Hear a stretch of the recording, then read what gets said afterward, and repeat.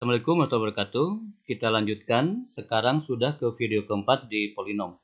Kita akan belajar teorema sisa ya, hasil bagi, sisa bagi. Ini dasar, namun sangat penting sebagai fondasi ya, memahami untuk video 5, video 6, video 7 itu sudah lumayan ya. Pengetahuan terus dibangun sedikit-sedikit. Baik. Jika A dan B adalah bilangan bulat, X kuadrat min X min 1, ya, dan X kuadrat min X min 1 adalah faktor dari ini, ditanyakan nilai B. Nah, nilai ini ya, nilai B. Baik, untuk memahami pembagi atau faktor itu seperti apa notasi matematiknya, kita lihat 10 dibagi 2 itu artinya apa sih? 10 dibagi 2 itu penulisannya bagaimana sih? 10 dibagi 2 itu hasilnya 5, sehingga 10 itu sama dengan 2 kali 5. Ini kan alami ya, sudah tahu bahwa 2 itu karena di sini dibagi, ini merupakan pembagi atau faktor. Ya, pembagi atau faktor itu sama. Kemudian 5 itu adalah hasil baginya. Seperti itu. Nah, pemahaman sederhana ini akan memudahkan kita ketika menghadapi ekspresi matematik yang murni. Ya, jika Px fungsi dari P difaktorkan oleh Dx, ya, dividen pembagi, maka ada hasil bagi Hx, hasil bagi sedemikian sehingga ditulisnya demikian. Ya, jadi jangan bingung lagi lihat ekspresi ini sama aja dengan ini. Ya, Px ya udah pasti pembagi atau faktor dikalikan dengan hasil bagi. Tidak ada yang aneh di situ. Yuk kita lanjutkan. Nah, sehingga apa? Fungsi yang di soal itu, ya yang ini, bisa dinyatakan sebagai perkalian antara pembaginya dan hasil bagi. Pembaginya X kuadrat min X min 1. Hasil bagi aja begitu. Ya, yuk kita lanjutkan. Nah, karena ruas kiri berderajat 3, ya yang ini berderajat 3 yang paling tinggi derajatnya, pangkatnya, dan pembaginya berderajat 2 ya, paling tinggi pangkatnya adalah 2, jadi disebut derajat 2. Maka hasil bagi yang ini harus pangkat 1 ya. Kenapa? Karena akan X kuadrat dikalikan berapa supaya X pangkat 3. Jadi paling gede adalah harus pangkat 1 ya, atau linier. Bentuk umumnya adalah pangkat 1 kemudian konstanta mx dan n. Nah, kita akan menebak angka m itu berapa, n itu berapa. Kita gunakan trik ujung ketemu ujung. Ya, ini sangat penting ya di dalam memfaktorkan. Yuk, X kuadrat dikali mx menghasilkan mx pangkat 3. Ya, sedangkan di ruas kiri pangkat 3 itu adalah A. Sehingga bisa kita pastikan M itu pasti A. Begitu. Ya. Kemudian kita akan tebak N. N juga gampang, ujung yang ini. Kalau tadi ujung kiri ya, dengan kiri, ini kanan dengan kanan. Min 1 dikali N ya akan sama dengan 1 ya. Jadi pastikan min 1 kali berapa supaya jadi 1. Jadi min 1 sehingga pasti bentuknya begini, M-nya diganti dengan A, N-nya diganti min 1. Ini pembagi, ini hasil bagi. Kita lanjutkan. Yuk.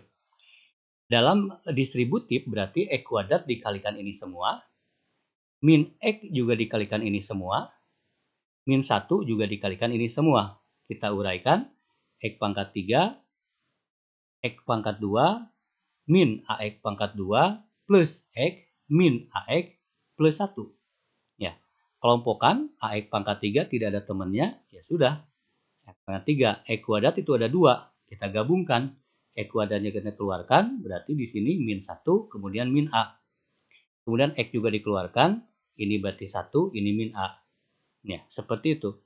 Nah, yuk kita jajarkan ruas kanan dan ruas kiri, kita bandingkan posisi yang sesuai. AX pangkat 3, AX pangkat 3. BX kuadrat min A, min 1 min AX kuadrat. Ya, dan seterusnya. Artinya apa? BX kuadrat sama dengan ini, artinya B sama dengan min 1 min A, kan begitu. Ya. Kemudian di sini 0. Kenapa 0? Karena kalau kita susun pangkat 3, pangkat 2, pangkat 1. Kebetulan di dalam soal tidak ada pangkat 1. Sehingga ya sudah 0x. Supaya apa? Supaya persis sama. 1, 2, 3, 4, 1, 2, 3, 4. Ya, masing-masing 4 suku. 1 dengan 1. Berarti untuk X di sini kita pastikan 1 min A adalah 0. Dari 1 min A sama dengan 0 berarti A-nya dipastikan angka 1 gitu kan. Ya. Nah, ditanyakan B. B itu dari sini. A-nya 1 berarti min 1 dikurangi 1 min 2. Jawabannya itu.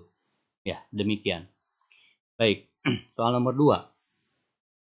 Jika P dan Q adalah konstanta pada bilangan bulat, ya, dan X kuadrat plus X min 1 adalah faktor dari ini. Tentukan nilai P plus Q. Baik, ini sudah kita naikkan level bentuknya.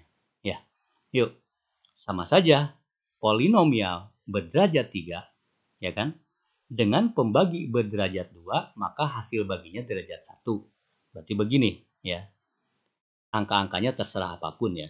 Demikian, berarti yang ini dalam soal bisa dinyatakan sebagai perkalian antara pembagi dan hasil bagi. Ya. Cara yang sama, kita pastikan ujung dengan ujung sesuai. Min 1 dikali berapa supaya jadi 2? Tentu saja min 2. Ya. X kuadrat dikalikan berapa supaya X pangkat 3? Pasti C-nya adalah 1. Ya, atau C-nya hilang. Tidak ditulis maksudnya. Ya, jadi X kuadrat dikali X kan X pangkat 3. Seperti itu. Kita lanjutkan, kita uraikan. Seperti biasa distributif ya, X pangkat 3, min 2 X kuadrat, kemudian X kuadrat plus 2. Seperti itu ya, dan seterusnya lah. Ini jadi seperti ini bentuknya. Ya, kelompokkan, gabungkan X pangkat 3, kemudian ini jadi min X kuadrat, ini min 3X, ini plus 2. Ya, sesuaikan, padankan 2 dengan 2 sudah oke. Kemudian X pangkat 3, X pangkat 3, P dengan min 1, Q dengan min 3. Berarti begini. Ya, ditanyakan apa? P plus Q tinggal dijumlahkan saja. Berarti hasilnya adalah negatif 4. Demikian. Baik, ada 6 soal ya yang mesti kalian coba. Silakan jangan di skip ya untuk mengasah kemampuan melihat pola ya, yang akan sangat berguna di dalam soal-soal berikutnya yang naik level tentu saja. Demikian ini pendahuluan. Next video kita akan belajar teknik silbagi ya dengan 3 cara. Nantikan, selamat belajar.